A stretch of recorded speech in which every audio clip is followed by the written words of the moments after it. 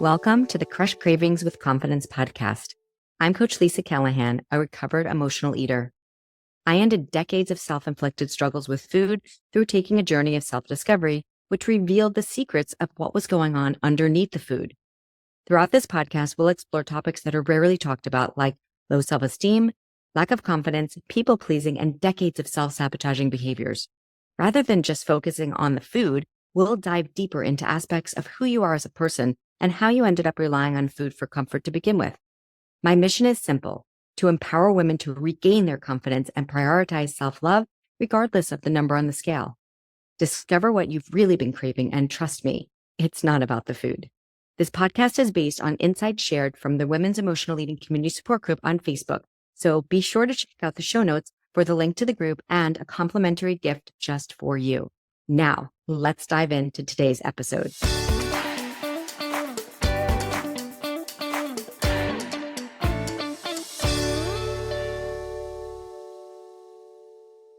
Hey, welcome to another fun and insightful episode of the Crush Cravings with Confidence podcast. The topic today is how to stop thinking about food all the time with these 5 simple mindset shifts. This topic is one that I know very well, and I certainly would have appreciated to learn about it more when I was struggling alone, toggling between daily binge eating and strict dieting for close to 3 decades. I cannot tell you how many times I went around the diet merry-go-round thinking the same exact thought. This one's going to fix me. It was like every diet out there had a little bit of a different spin, and I was desperate to find the right one for me. Little did I know that the answers of how to stop thinking about food all the time actually lived inside of me, and that convincing myself to keep searching for something outside of me that would someday fix me was actually a huge part of the problem. Sadly, the very idea that I had to search for something outside of me, or that I was broken and that I needed fixing to begin with, was a huge cover up for part of the problem that I just couldn't see yet. It wasn't until I took my first self-discovery course and I learned a couple of new things about myself that I started to widen the lens, like see a new perspective about this food thing that I just hadn't seen before. So if you want, have a seat, grab a pen and paper, and get ready to learn some new things about yourself. And while you're at it, don't forget to hit the follow me or subscribe button. And when you're done listening, if you loved what you heard today, please share this episode with at least 3 people that you think might benefit from the training today. Okay, let's dive in. So the first thing that we're going to start with today is a quote that I want you to write down. First, let me remind you that what we're doing here is we're shifting your mindset so that you can start to think about things in a different way so that you can stop thinking about food all the time. So this first idea is really, really important. The quote that I want you to write down is, "A closed mind cannot accept any new ideas." So what this means is if you're insistent that your problem with emotional eating has everything to do with food, then there, my friend, you will sit. Now, I'm not saying that all of the garbage packaged foods out there that like call your name are not technically addictive because they have chemicals in them that make them addictive. But I promise you, if you can start to see things through a wider lens, you're going to recognize with awareness that food is not actually the root cause of the problem. I talk to women every day who have joined these, sugar addict groups and who have stopped eating sugar for like years and then end up right back where they started. I myself stopped eating sugar for about 2 years when I was doing figure competition. And I'm like, this is it. I got it together. Like if I don't eat sugar, then I feel great. And if I eat just the teeniest bit of sugar, then I'm going to like fall off the wagon. And fall off the wagon I did after I stopped dieting on those very, very strict plans and had literally the worst binge that I ever had in my entire life. coming out of that phase of abstinence. And then it was like the 2 years went away. Like it didn't change anything. So this all or nothing mindset is simply not the way to actually fix the root of the problem and keep it away forever, because you're in a constant fear, like waiting for the day you fall off the wagon or waiting for the other shoe to drop. So until you can open your mind to a new idea and accept that food is not the problem, there will be no opportunity to fix this issue 100% from the roots. Okay, so this is the next idea, and you can write this down. You do not have to believe everything you think. Some of your thoughts are the very same thoughts that are actually meant to keep you stuck. So take the example of you not being able to stop thinking about food. If you keep telling yourself that you cannot stop thinking about food, well, then you're going to have to come up with proof to keep that statement like true. Like you'll have to come up with proof to agree with yourself about what you're telling yourself. And then you'll also have to add to it to make the statement seem even more dramatic. So we call this escalating drama. And this is when, in addition to saying that you can't stop thinking about food, you'll also start to say things like, I just can't control myself around sweets. Food just calls my name. I'm my own worst enemy. I eat like a child. I'm a sugar addict. I have no willpower. I'm helpless around food. Do you get my gist? So if you take every one of those examples that I just gave you and you write them down on a piece of paper, and then you go through them one by one, asking yourself this very simple question. If I keep telling myself this, is this thought meant to help me grow? Or is this thought meant to keep me stuck? Because remember, you don't have to believe everything you think. So with this in mind, you get to choose which thoughts you want to allow to stay in your head and which thoughts will absolutely have to go if you're ever going to change the way that you see things, like your own perspective. Which brings me to the third mindset shift that you will have to incorporate in order to stop thinking about food all the time. You must stop blaming food for being the problem. Period. As you will learn in some of my other podcast episodes, and I hope if you haven't heard them that you go back and listen. If you haven't had a chance to hear all of them yet, start from the beginning and just keep going forward. You'll hear me say in other episodes that blame is a protection. So now, a protection for what? I don't know. We would have to coach you on this, which is what I do with my coaching clients in my Crush That Food Thing self-discovery system, which you can learn all about in the show notes. There's a program information session down there, and you can just click on it and learn all about what we do in Crush That Food Thing self-discovery system. But getting back to the blame part, most of the times blame is being used to protect a feeling that you will not be able to heal as long as you're using food as a blame. It's so easy to blame. Trust me, it really is. If you want to stay stuck, like you could blame a bazillion things. You could blame a family member for bringing home pizza at 10 o'clock at night and expecting you to eat dinner with them every day. And you're like, I don't want to do this. You could blame a girlfriend for, you guys had fun going out drinking and whatever. And she always expects you to like have the whole bottle of wine with her while you ponder over your entire life. Or you could blame your work situation. It's like, well, I have to work from 5 a.m. to 10 p.m. Like, how am I supposed to do this or whatever? Like, you could blame your children being like, well, they like all these snack foods and then they bring them in the house. You could blame your partner for doing the whole Costco trip and like, we got all this junk food in the house and it's just the two of us. We don't really need to eat these things. Like, you can keep blaming and blaming and blaming, and it's so easy as a way to stay stuck, though. So it's easy to blame if you want to stay stuck. But it's actually not that easy to live a peaceful life and blame at the same time.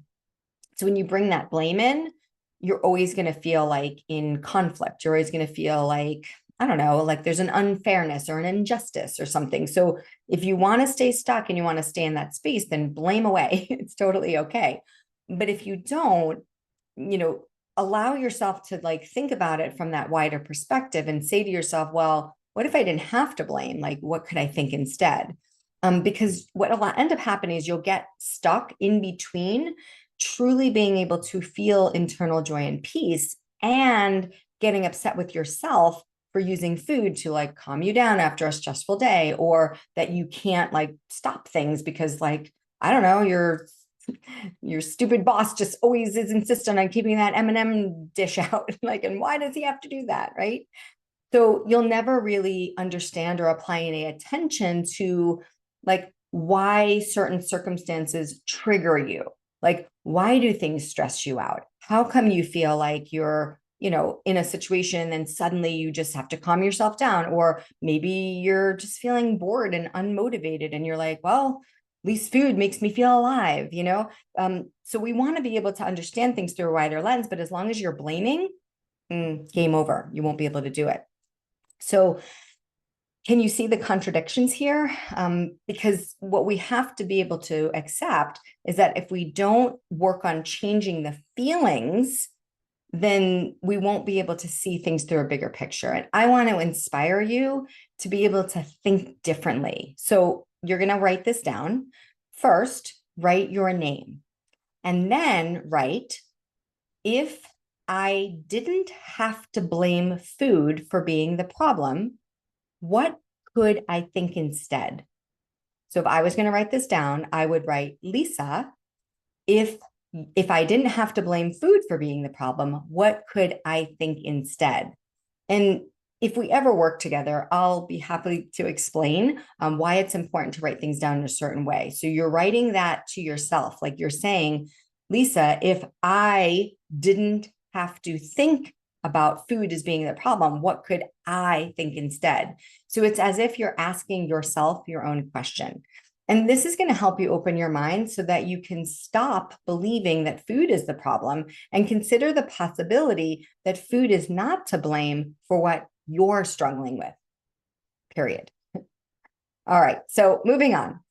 Let's move on to some facts about mindset so that you can decide which mindset that you would like to have. Keep in mind that up until today, you may never have recognized that the kind of mindset that you have is a choice. Yes, you have a choice to decide if you want to have a fixed or a closed mindset, or a growth or an open mindset. So fixed and closed goes together with open and growth. Okay.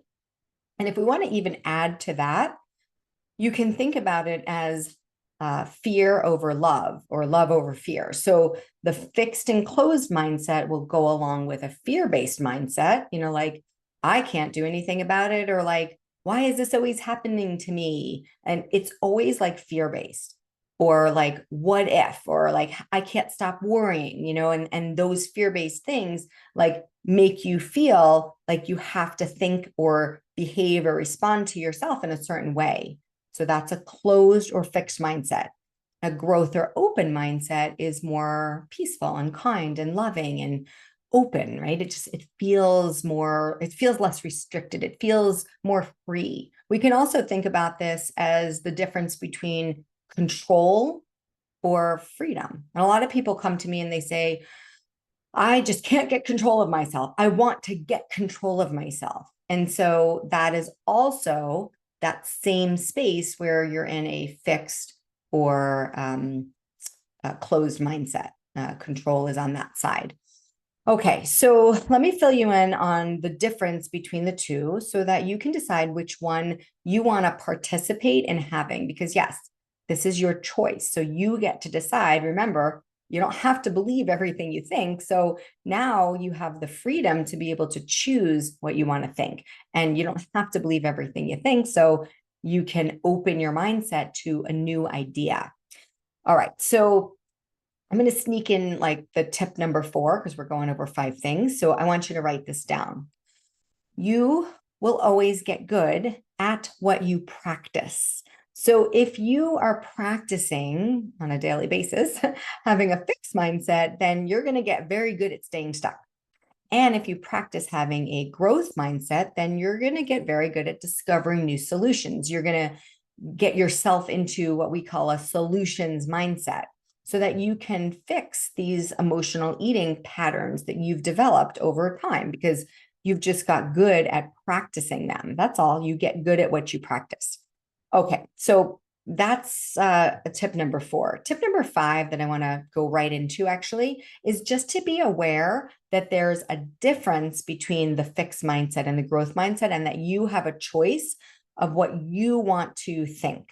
So just for reference, I'm going to give you some words or some definitions from a book that is called Business Made Simple, and it's by a guy named Donald Miller.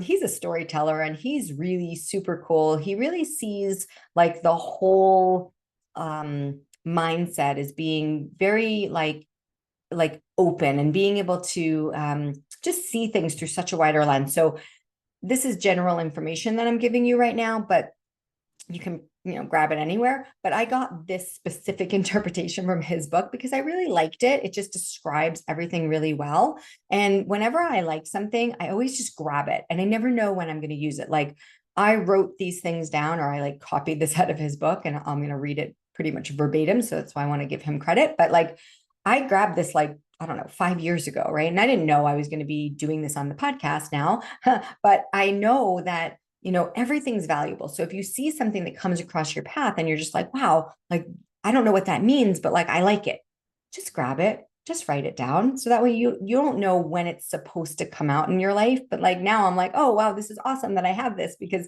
I really like it. So, all right. We're going to start with a fixed mindset, and you're not going to be able to write all this down, but I want you to get the gist and write down whatever like comes into your mind and as being important. And if you have to like, I don't know, pause and go back and listen to a little more of the podcast to get the words, that's great. And if you want to have this exact interpretation, either go look at Donald Miller's book, Business Made Simple, and find where he talks about fixed mindset, growth mindset, or send me an email. The email is in the show notes. It's lisa@coachlisacallahan.com, but love to connect with you. Facebook friend me, send me a message, send me an email. And that way, if you want this exact quote, I can just copy it out of my notes and paste it right on over to you. All right. And I'd love to meet you. I mean, I think it's super awesome. I get to share this information with you. And if you want to meet me, you know how to find me. All right. So starting with a fixed mindset.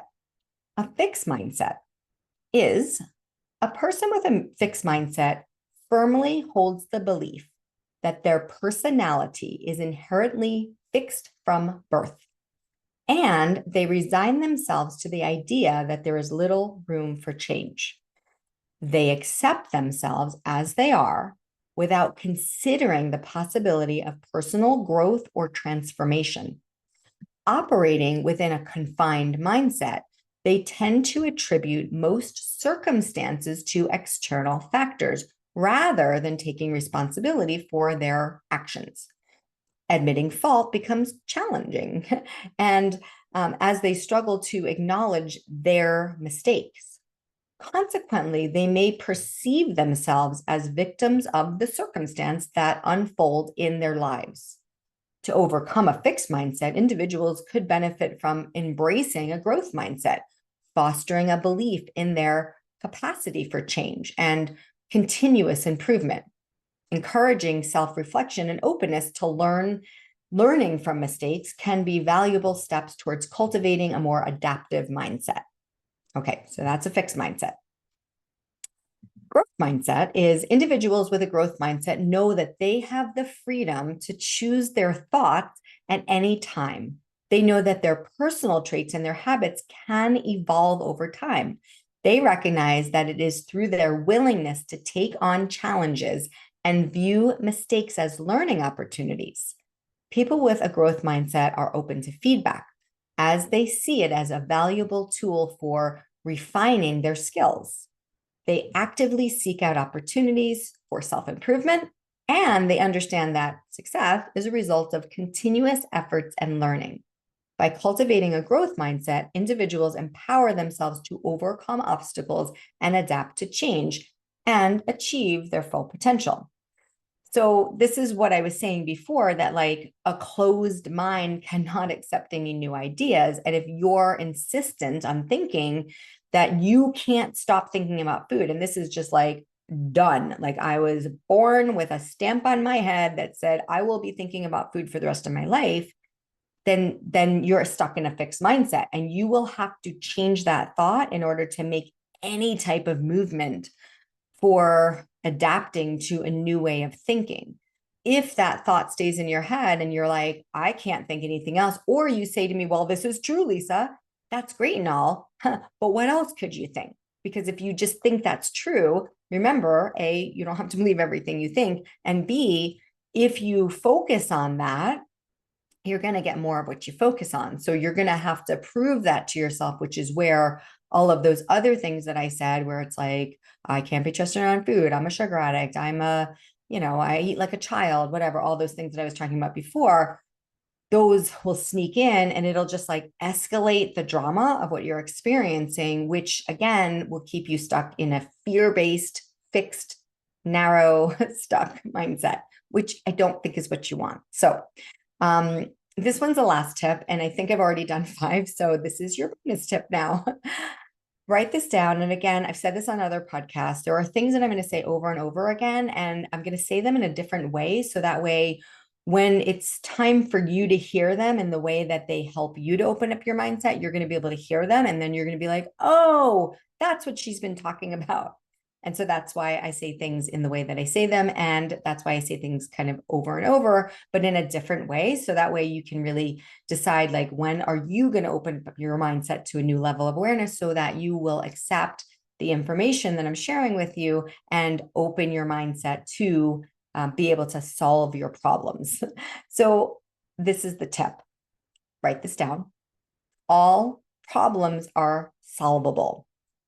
So when I was thinking that I had this massive problem with food and I was blaming food for being the one thing that I just couldn't get control of myself over, because in my real life, like outside of eating, I felt like I was fairly competent. I really did.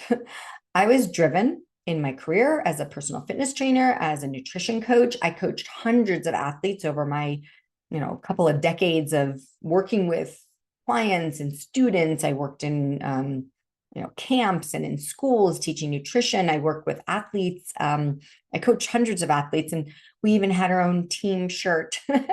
I was a licensed massage therapist. I worked with high-level Olympic athletes, professional athletes. Like, people came to me for advice. I was the fixer, right? That's what I labeled myself as. And I prided myself in holding things together for my family or my house or my kids. And yet with this stupid food thing, I couldn't get it together until I stopped blaming the food. And I opened my mind and I stopped believing everything that I was thinking. And I accepted the fact that my problems with food had nothing to do with food. Only then did my perspective begin to change. And this is how I crushed my food thing, through taking a journey of self-discovery, which is what I teach my students now, and why I have now helped hundreds of women across the globe. Like, we have students in different countries and different states, and I live in the US, but like, we've helped women all over the place crush their food thing through taking a journey of self-discovery. So that wraps up another episode of the Crush Cravings with Confidence podcast. If you want to learn more about what I do, or about anything that I can help you with to help you expand your mindset to a new level of awareness and crush your food thing too, I want you to go ahead and check out the show notes. There's always some free guides in there.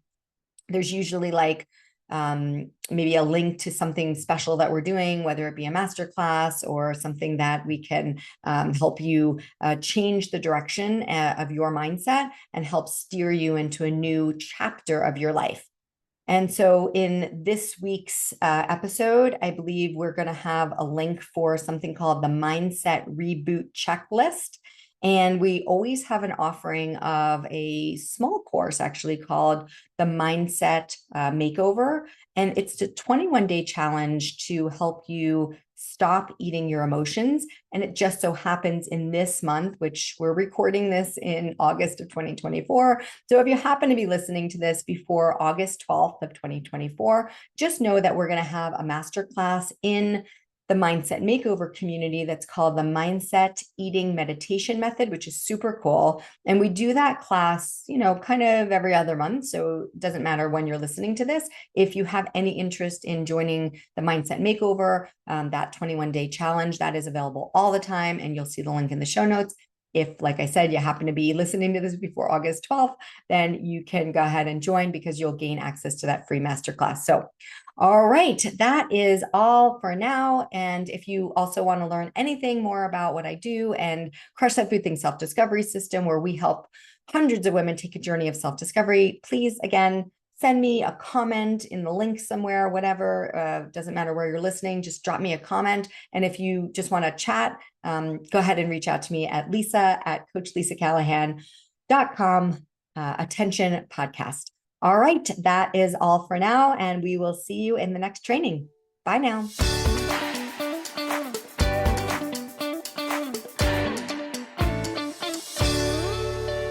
All right, my beautiful friend, that brings us to the end of another episode from the Crush Cravings with Confidence podcast. I hope you enjoyed listening today and took something from our conversation that you are going to put into immediate action. I love spending time with you and would be so grateful if you would share this podcast with at least one friend today who you think might be struggling too. And don't forget to hit the subscribe button so that you don't miss out on any other amazing topics. And please, please do leave me a review. It would mean the world to me. Thanks again for listening, and I'll see you in the next one. Bye for now.